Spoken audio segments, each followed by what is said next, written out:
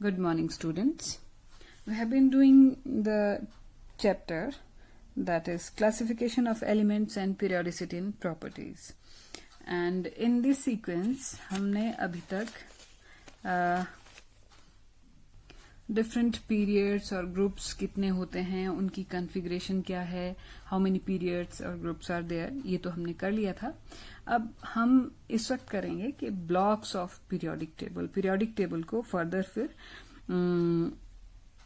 18 groups और 7 periods में divide तो किया गया है, लेकिन उन पीरियड्स को भी अगर एक जैसे पीरियड्स को हम कलेक्टिवली ये कर दें, ग्रुप कर दें, तो कुछ ब्लॉक्स बनते हैं जिनकी हमें इंफॉर्मेशन होना जरूरी है. सबसे पहले आता है एस ब्लॉक. एस ब्लॉक का मतलब है कि ऐसे एलिमेंट्स के दो ग्रुप्स जिनका last electron enters s subshell, और उसमें एस ब्लॉक में दो ग्रुप आते हैं. Group number 1 that is alkali metals and group number 2 that are alkaline earth metals. तो इन दोनों ग्रुप्स को मिला के मीन्स ग्रुप नंबर 1 और ग्रुप नंबर 2 को मिला के जो है वो हमारा बनता है एस ब्लॉक. अब ग्रुप नंबर 1 यानी कि एल्कली मेटल्स की जनरल इलेक्ट्रॉनिक कॉन्फ़िगरेशन है NS1 के एन की वैल्यू चेंज करते रहें तो उनके एस ऑर्बिटल में, जैसे लिथियम की वैलेंस शेल कॉन्फ़िगरेशन है 2s1, सोडियम की है 3s1 and down the group 4s1 and so on. और एल्कलाइन अर्थ मेटल्स की जैसे बेरिलियम है, एल्कलाइन अर्थ मेटल्स का पहला एलिमेंट, तो उसकी है 2s2 वैलेंस शेल कॉन्फ़िगरेशन है. उसके बाद मैग्नीशियम की आ जाएगी 3s2. तो मतलब NS1 एल्कली वालों की है, NS2 एल्कलाइन अर्थ मेटल्स की जनरल इलेक्ट्रॉनिक कॉन्फ़िगरेशन है. तो इन दोनों ग्रुप्स के एलिमेंट्स को जब हम कंबाइंड एक ब्लॉक में देखेंगे तब जनरल कॉन्फ़िगरेशन एस ब्लॉक की हो जाएगी NS122, यानी कि प्रिंसिपल शेल N होगा, उसकी वैल्यू जो है वो 1 से स्टार्ट हो जाएगी, और S ऑर्बिटल में या तो 1 इलेक्ट्रॉन होगा या 2 इलेक्ट्रॉन्स होंगे. So the general electronic configuration of S block is NS122. Here if we see in this, these are lithium, sodium, potassium, rubidium, cesium, francium, beryllium, magnesium, calcium, strontium, barium and radium. These are alkali metals. General electronic configuration तो मैंने आपको बता दी. ये दोनों groups जो हैं they are highly reactive and highly electropositive. Highly electropositive means electron lose करके इन पे जो वैलेंसी आती है दैट इज पॉजिटिव वैलेंसी, ये पॉजिटिव ऑक्सीडेशन स्टेट. ये जो lithium, sodium, potassium, rubidium, caesium, francium है, ये +1 ऑक्सीडेशन स्टेट शो करते हैं, और ये वाला एल्कलाइन अर्थ मेटल्स वाला ग्रुप जो है इन पे हमेशा आप +2 चार्ज देखेंगे. +1 कभी भी नहीं, +3 कभी भी नहीं, only +2, and they show only +1. So all of them are S block जो है completely metals का है, और इसकी they are highly electropositive, highly reactive. उसके बाद बात करते हैं P block की. This is P block starting from group 13 to group 18. अब इसमें वैसे अगर इसकी जनरल इलेक्ट्रॉनिक कॉन्फ़िगरेशन तो हो जाएगी NS2NP126. ये कैसे है मैं आपको अलग से एक पेपर पे समझाती हूँ, लेकिन आप फिलहाल ये देखिए. इसका जो ग्रुप नंबर 18 है this is called noble gases. Noble gases इसलिए क्योंकि इनकी इलेक्ट्रॉनिक कॉन्फ़िगरेशन है जनरल इलेक्ट्रॉनिक कॉन्फ़िगरेशन है NS2NP6. कहने का मतलब S ऑर्बिटल भी फुल्ली फिल्ड है, P ऑर्बिटल भी फुल्ली फिल्ड है. नोबल गैसेस के पास जो है इनका valence shell is fully filled. Helium एक एक्सेप्शन है, उसमें 2s2 है उसकी कॉन्फ़िगरेशन, P में उसका कोई इलेक्ट्रॉन नहीं है, दैट इज एन एक्सेप्शन. लेकिन अदरवाइज जो नोबल गैसेस हैं उनका वैलेंस शेल जो है पूरी तरह से भरा हुआ है, फुल्ली फिल्ड है. सो नोबल गैसेस को ना तो इलेक्ट्रॉन लेने की इच्छा है ना इलेक्ट्रॉन छोड़ने की जरूरत है. इसलिए जो एलिमेंट ना इलेक्ट्रॉन लेना चाहता है ना इलेक्ट्रॉन देना चाहता है वो एलिमेंट जो है वो हाईली अनरिएक्टिव या नॉन रिएक्टिव होगा. तो नॉन रिएक्टिव होने के कारण ही इनको क्या कहते हैं, नोबल गैसेस. नोबल गैसेस से पिछला ग्रुप पी ब्लॉक में जो आता है that is halogens. Halogens are highly reactive and they are highly electronegative. क्यों इलेक्ट्रोनेगेटिव? इसलिए इलेक्ट्रोनेगेटिव मीन्स ये इलेक्ट्रॉन एक्सेप्ट करके इनके ऊपर जो है ये ऑक्सीडेशन स्टेट जब भी शो करेंगे -1 मैक्सिमम ऑक्सीडेशन स्टेट शो करेंगे, मतलब मैक्सिमम नहीं, यूजुअली आमतौर पे -1 के सिवाय और भी होती हैं, लेकिन ये नेगेटिव ऑक्सीडेशन स्टेट या नेगेटिव वैलेंसी शो करेंगे, क्योंकि इनको एक इलेक्ट्रॉन यदि मिल जाता है हेलोजन्स को, चाहे ये है चाहे ये है, चाहे अगर इनको सिर्फ एक इलेक्ट्रॉन मिल जाए तो इनकी कॉन्फ़िगरेशन अपने से नेक्स्ट नोबल गैस के जैसे हो जाएगी, और पूरे पीरियोडिक टेबल के सभी एलिमेंट्स की ये इच्छा या टेंडेंसी होती है कि उन सब की कॉन्फ़िगरेशन जो हो वो नोबल गैसेस के जैसे हो जाए। अब इनको क्या सूट करता है कि इनको जस्ट एक इलेक्ट्रॉन मिल जाए तो ये नोबल गैस के लेवल तक पहुंच जाएंगे कॉन्फ़िगरेशन के हिसाब से, और इसलिए ये हमेशा एक इलेक्ट्रॉन एक्सेप्ट करने की फिराक में रहते हैं, और फिर ये -1 ऑक्सीडेशन स्टेट तो शो करेंगे ही करेंगे। तो जो नेगेटिव ऑक्सीडेशन स्टेट शो करते हैं एलिमेंट्स उनको कहते हैं इलेक्ट्रोनेगेटिव। जैसे alkali metals positive oxidation state show करते थे तो उनको हमने कहा इलेक्ट्रोपॉजिटिव। हेलोजन से पिछला ग्रुप यानी कि ग्रुप नंबर 16 जो था दैट वाज ऑफ चेल्कोजेंस, पहले भी बता चुकी हूं, इट इज चेल्कोजेंस। सो चेल्कोजेंस को भी अगर 2 इलेक्ट्रॉन्स मिल जाएं 1 और 2, तो 2 इलेक्ट्रॉन्स मिल जाएं तो ये क्या बन जाएंगे नोबल गैसेस। इसलिए ये भी 2 इलेक्ट्रॉन्स एक्सेप्ट करके, यानी कि 2 नेगेटिव चार्ज, जब आप किसी से 2 इलेक्ट्रॉन ले लेंगे तो आपके पास कितना एक्स्ट्रा चार्ज आ जाएगा, एक्स्ट्रा 2 नेगेटिव आ जाएगा। तो इनको ये भी -2 ऑक्सीडेशन स्टेट शो करने की टेंडेंसी रखते हैं, इसलिए it is also very highly electronegative. This group is also sufficiently electronegative, लेकिन ये दोनों तो इनको निकोजेंस कहते हैं नाइट्रोजन वाले ग्रुप को। वैसे बोरोन और कार्बन का जो है वो थोड़ा इतना ज्यादा इलेक्ट्रोनेगेटिविटी वाली टेंडेंसी नहीं है, they are not very reactive, they are moderately reactive 2 groups, but these 3 groups are highly reactive and they are highly electronegative also. So ये था आपका p block। अब अगर बात करें कि कॉन्फ़िगरेशन NS2 NP126 क्यों हो गई है, तो आप देखें बोरोन की कॉन्फ़िगरेशन होती है 1s2 2s2 1s2 2s2 2p1। Boron में आ गया 2p1 से स्टार्ट, 2s तो भर गया, और कार्बन में आ जाएगा 1s2 2s2 2p2, 2s भरा हुआ है, और कहां पहुंच गए हम 2p2। यहां पे 1s2 2s2 2p3, 1s2 2s2 2p4, 1s2 2s2 2p5, 1s2 2s2 2p6। तो कहां से, यहां पे हमने 2p1 से स्टार्ट किया, 2p2 2p3 2p4 2p5 2p6। Nothing has changed, केवल क्या चेंज हो रहा है, p ऑर्बिटल में 1 से लेके 6 तक इलेक्ट्रॉन भरे गए, और यहाँ पे n की वैल्यू क्या रखेंगे हम, इसके लिए पीरियड के लिए 2 रख देंगे, इसके लिए n की वैल्यू 3 4 5 6 एंड 7 चलेगी। n की वैल्यू जो है वो 2 से 7 तक कुछ भी होगी, और s ऑर्बिटल जो है p ब्लॉक के एलिमेंट्स की बात करें तो s ऑर्बिटल जो है वो ऑलरेडी भरा जा चुका है। क्या भरना है हमने p ब्लॉक में, 1 से लेके 6 तक p ऑर्बिटल में इलेक्ट्रॉन्स जाएंगे। अब इसके बाद ये जो s और p ब्लॉक हैं इनको इकट्ठा कर दें तो बनते हैं रिप्रेजेंटेटिव एलिमेंट्स, यानी कि s ब्लॉक जो थे वो पीरियोडिक टेबल के बिल्कुल लेफ्ट में, और p ब्लॉक जो है वो बिल्कुल राइट साइड में।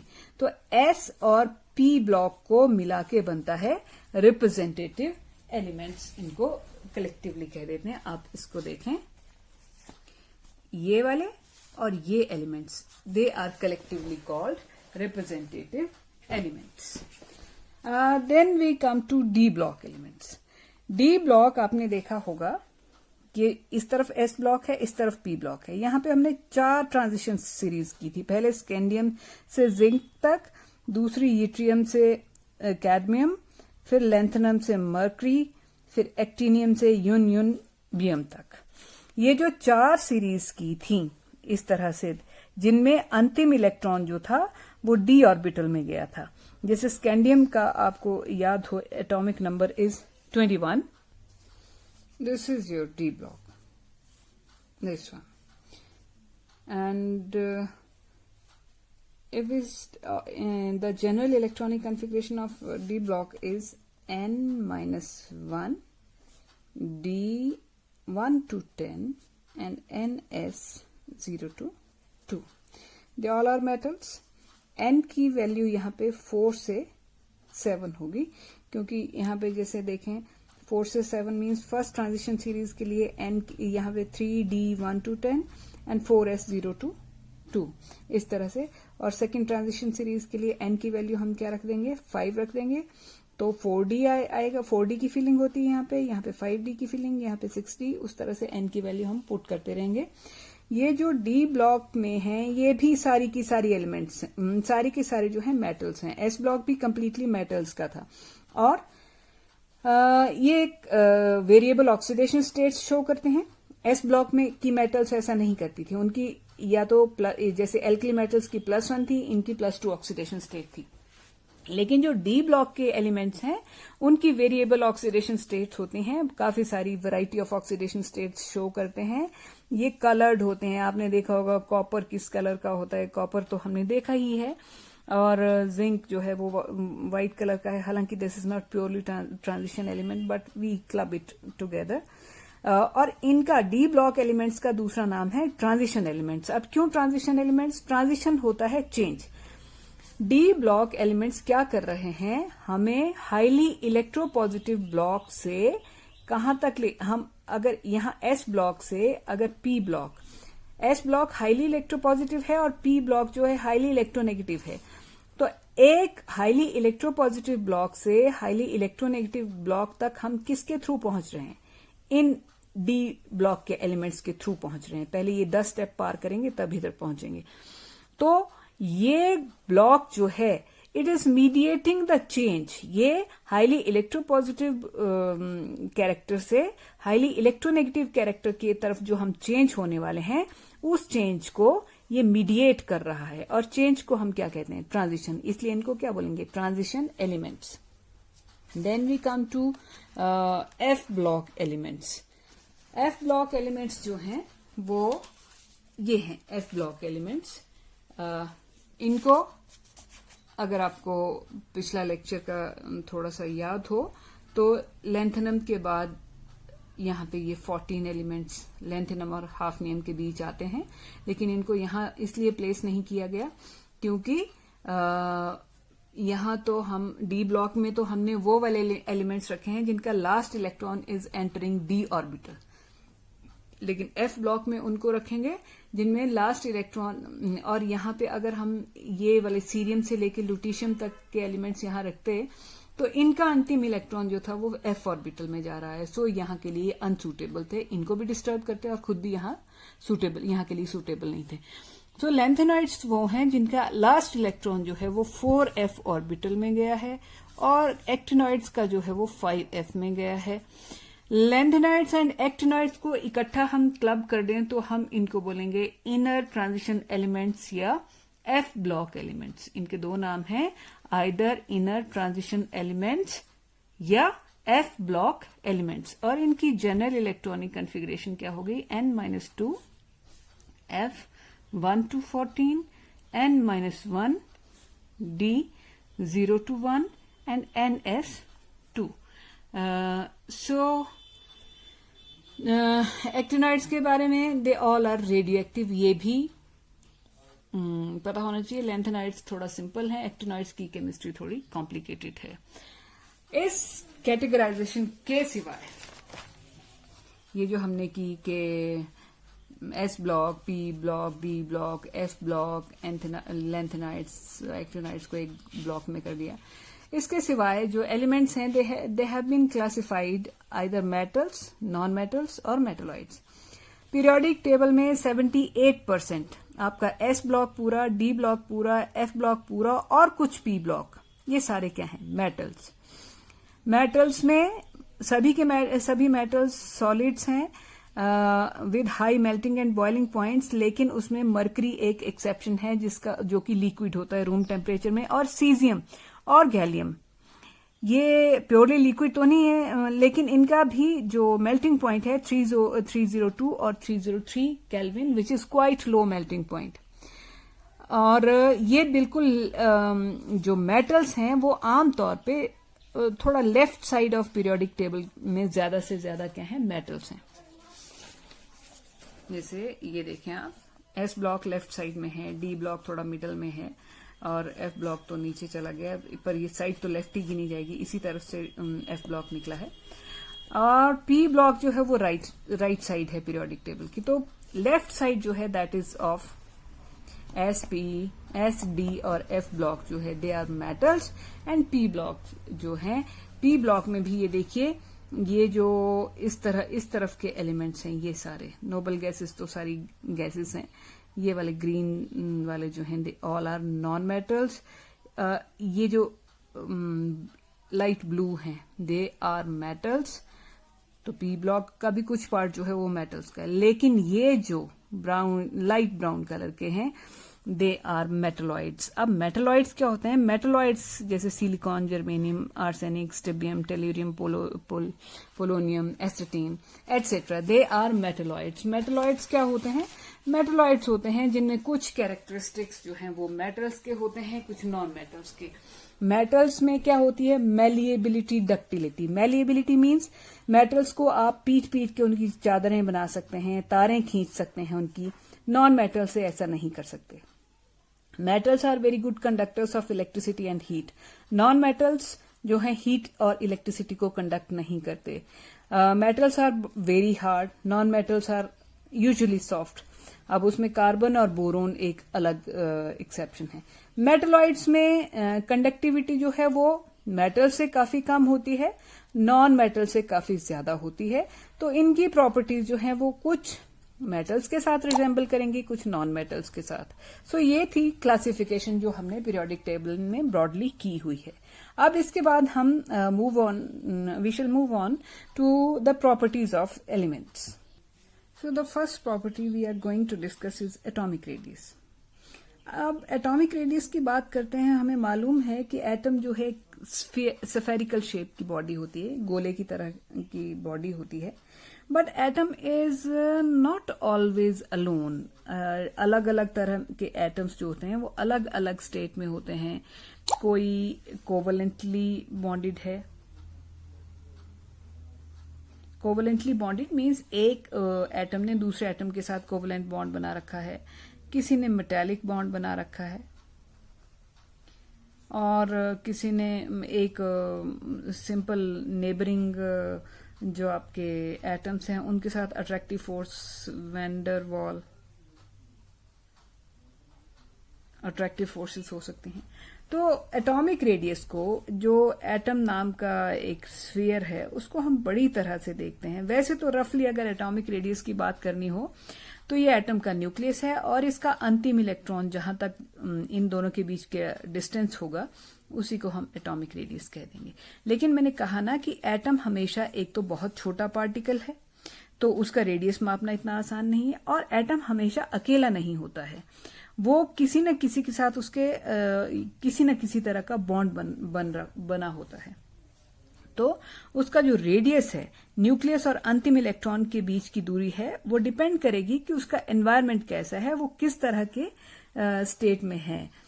तो जैसे कि कोवलेंट बॉन्ड में कुछ ऐसा होता है। वैसे कोवलेंट बॉन्ड अभी आप नेक्स्ट चैप्टर में पढ़ने वाले हैं, बट यहाँ पे हम जस्ट रनिंग रेफरेंस के लिए, जैसे ये एक एटम है और ये इसका न्यूक्लियस है, और ये दूसरे एटम का न्यूक्लियस है, और ड्यू टू इनके बीच में न्यूक्लियस, सॉरी मैंने गलत बना दी, ये दूसरे एटम का न्यूक्लियस है, दिस वन। तो इस एटम ने इस एटम के साथ कुछ ऑर्बिटल का एरिया कॉमन किया है, ओवरलैप कर दिया है। तो इस न्यूक्लियस से इस न्यूक्लियस के डिस्टेंस के, इस एटम का न्यूक्लियस और इस एटम का न्यूक्लियस, इनका जो डिस्टेंस होगा, मान लीजिए वो x है, तो x divided by 2, this will be the covalent radius. अगर कोवलेंट रेडियस की बात करें, मेटेलिक रेडियस में क्या होता है, तो और कोवलेंट रेडियस को हम डिफाइन कैसे करेंगे? It is half of the distance between the nuclei of nuclei of two covalently bonded atoms in a molecule. क्या मतलब हुआ कि एक कोवलेंट बॉन्ड में जो दो एटम्स जिनका आपस में क्या बन रखा है, कोवलेंट बॉन्ड, उन दोनों के न्यूक्लियस के बीच के डिस्टेंस के हाफ डिस्टेंस को हम क्या कहते हैं, कोवलेंट रेडियस. अगर किसी एटम ने दूसरे एटम के साथ कोवलेंट बॉन्ड बनाया है तो उसका कौन सा रेडियस लिया जाएगा, कोवलेंट रेडियस. और जो वैंडरवाल रेडियस होता है, वैंडरवाल रेडियस ऐसे होता है, ये एक मॉलिक्यूल है, दो एटम से ऐसे इस तरह से उन्होंने मॉलिक्यूल बनाया है, और ये दूसरा मॉलिक्यूल है. तो वैंडरवाल रेडियस होता है जो पड़ोसी नेबरिंग मॉलिक्यूल्स होते हैं उनके, जो ये, अब ये दोनों पड़ोसी हैं, इसमें दो एटम्स हैं, इसमें दो एटम्स हैं. इसके इस एटम से उस एटम तक के डिस्टेंस के हाफ को हम बोल देंगे वैंडर वाल्स रेडियस. अब आप देख रहे हैं कि वैंडरवाल, क्योंकि ये जो नेबरिंग मॉलिक्यूल्स हैं उनके बीच के एटम्स का डिस्टेंस काफी होगा. अगर यही एटम, जैसे ये मॉलिक्यूल है ये वाला, और ऐसा ही मॉलिक्यूल ये वाला एक और है, तो इनका कोवलेंट रेडियस शॉर्ट होगा और वैंडरवाल रेडियस देख लें इतना कर पड़ जाएगी, ये लॉन्ग होगा, मतलब इसका हाफ करेंगे तो इतना कर पड़ जाएगा, वो लॉन्ग होगा. और फिर एक होता है मेटेलिक रेडियस. मेटेलिक रेडियस जो है, मेटेलिक रेडियस जब भी कोई एलिमेंट मेटेलिक बॉन्ड बनाता है तो उसमें एक होता है उसका पॉजिटिव कोर रह जाता है जिसको बोलते हैं केर्नल. और मोबाइल इलेक्ट्रॉन्स होते हैं, तो मेटेलिक रेडियस बोलेंगे half of the distance between two adjacent metal ions, between two adjacent metal ions in a metallic lattice. ये मेटेलिक बॉन्ड जब आप पढ़ेंगे तब आपको ये चीज थोड़ी सी ज्यादा क्लियर होगी कि मैं क्या कहना चाह रही हूं. बट फिलहाल आप ये याद रखें कि एक मेटेलिक बॉन्ड में जो एटम्स होते हैं वो सबसे ज्यादा क्लोज होते हैं. कोवलेंट बॉन्ड में बात करें, एक ही एटम के तीन तरह के रेडियस को अगर हम कंपेयर करें तो सबसे लॉन्ग होगा वैंडरवाल रेडियस, और उससे शॉर्ट होगा मेटेलिक रेडियस, और उससे शॉर्ट होगा कोवलेंट रेडियस. अब हम बट ये जो एटॉमिक रेडियस जो हम डिस्कस करेंगे वो प्रैक्टिकली उसका ट्रेंड जैसा इनका ट्रेंड होता है वही उसका ट्रेंड रहेगा कि किसी मेटल का, किसी एटम का जो कोवलेंट रेडियस होगा उसी प्रोपोर्शन में उसका एटॉमिक रेडियस भी होता है. तो हम फिलहाल एटॉमिक रेडियस पे ज्यादा फोकस करते हैं, ये सोचते हुए या ये इमेजिन करते हुए कि फिलहाल एटम अकेला है और एटॉमिक रेडियस जो है वो एक्स-रे टेक्निक के थ्रू डिटरमिन किए जाते हैं. फर्स्ट ऑफ ऑल वी शिल start from atomic radius along a period.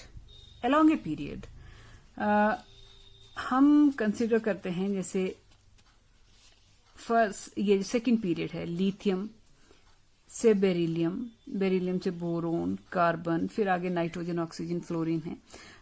तो हम ये देखेंगे कि लिथियम से बेरिलियम की तरफ, बेरिलियम से बोरोन और फिर कार्बन की तरफ जाते हुए एटॉमिक रेडियस बढ़ रहा है, कम हो रहा है, या जो भी हो रहा है वो क्यों हो रहा है. तो इस चीज को समझने के लिए जैसे हम ये देखते हैं, दिस इज लिथियम. अब जब भी एटॉमिक रेडियस देखना हो किसी चीज, एटॉमिक रेडियस मीन्स न्यूक्लियस और लास्ट इलेक्ट्रॉन के बीच का डिस्टेंस जो हुआ वो एटॉमिक रेडियस हुआ. अब देखें कि लिथियम में है 3 प्रोटॉन और इस पीरियड में लिथियम के आगे पड़ता है बेरिलियम, उसमें है 4 प्रोटॉन, बोरोन में है 5 प्रोटॉन। हम इन तीनों से ही पूरे पीरियड का ट्रेंड जो है वो देख लेंगे। तो क्या हुआ, लिथियम में 3 प्रोटॉन्स हैं और लिथियम की कॉन्फ़िगरेशन होती है 1s2, यानी कि फर्स्ट प्रिंसिपल शेल में 2 electrons, and 2s1 second principal shell में इसके 1 इलेक्ट्रॉन यहां पे और आएगा। ओके, अब बेरिलियम में गए तो न्यूक्लियस ज्यादा पावरफुल हो गया। लिथियम में न्यूक्लियस में केवल 3 प्रोटॉन्स थे, 3 पॉजिटिव चार्ज था, और इन प्रोटॉन्स का काम क्या है, इन इलेक्ट्रॉन्स को अंदर की तरफ खींचना और इसको भी अंदर की तरफ खींचना। फिर खींचने के बाद जो न्यूक्लियस और इलेक्ट्रॉन के बीच का डिस्टेंस जो होगा उसको हम एटॉमिक रेडियस बोलेंगे। अब लिथियम से बेरिलियम में गए तो दूसरी एक चेन जो हमें साफ दिख रही है, यहाँ पे 3 प्रोटॉन्स थे, यहाँ पे 4 प्रोटॉन्स हैं। We are moving along a period, lithium से बेरिलियम, बेरिलियम से बोरोन, से कार्बन, नाइट्रोजन, ऑक्सीजन, इस तरह से। तो बेरिलियम में गए, देन वी हैव 4 प्रोटॉन्स और इलेक्ट्रॉन्स भी खैर 4 ही हैं।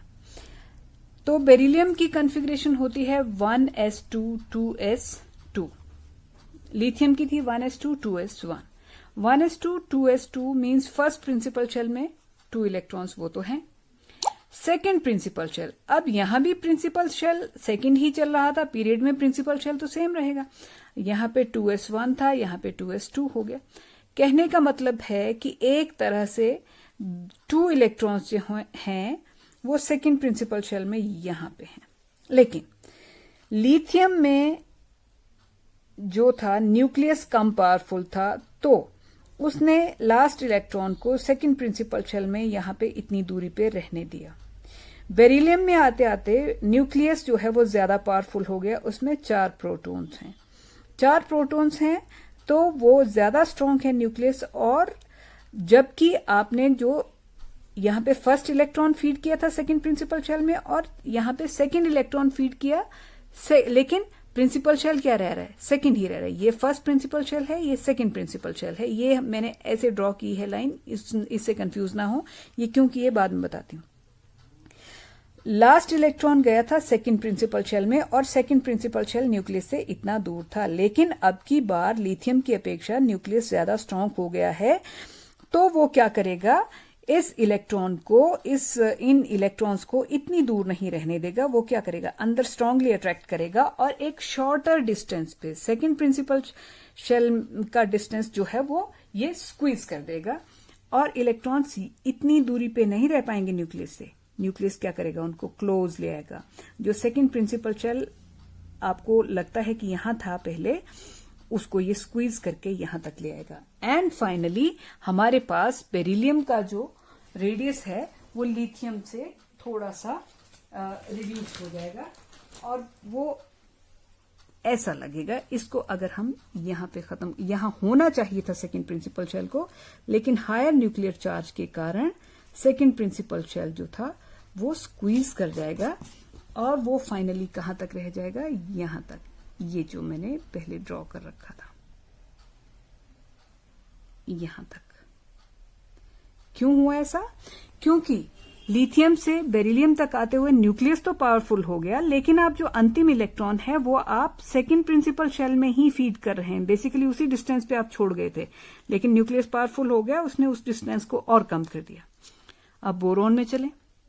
बोरोन में 5 प्रोटॉन्स हैं, बेरिलियम से भी बढ़ गए। इलेक्ट्रॉन्स भी खैर 5 हैं। फर्स्ट प्रिंसिपल शेल में 2 इलेक्ट्रॉन्स आ गए। सेकेंड प्रिंसिपल शेल में यहां पे आने थे 3 और इलेक्ट्रॉन, 1s2 2s2 2p1, यहां पे इस डिस्टेंस पे सेकंड प्रिंसिपल शेल का डिस्टेंस बेसिकली ये था। तो यहां पे आने थे 3 इलेक्ट्रॉन्स, लेकिन न्यूक्लियस ज्यादा पावरफुल है, तो वो क्या करेगा, इसको इतना बड़ा नहीं रहने देगा, इस प्रिंसिपल शेल को स्क्वीज कर देगा। और फिर हमारे पास फाइनली क्या हो, this will be the status of boron. तो हमें साफ देख रहे हैं, फर्स्ट जो लिथियम था उसका साइज बड़ा था, बेरिलियम का थोड़ा और छोटा हो गया, बोरोन का और छोटा हो गया। कारण क्या हुआ, nuclear charge is increasing. When we move along a period, हम पीरियड में लेफ्ट से राइट की तरफ चल रहे होते हैं, क्या चीज बढ़ती है, न्यूक्लियर चार्ज, यानी कि number of protons inside the nucleus जो है वो इंक्रीज कर रहे होते हैं। और स्क्रीनिंग इफेक्ट रिमेन सेम। अब स्क्रीनिंग इफेक्ट क्या है? स्क्रीनिंग इफेक्ट है ये न्यूक्लियस है और ये अंतिम इलेक्ट्रॉन है। इस न्यूक्लियस और अंतिम इलेक्ट्रॉन के बीच में कौन घूम रहे हैं? केवल 2 इलेक्ट्रॉन्स यहाँ पे।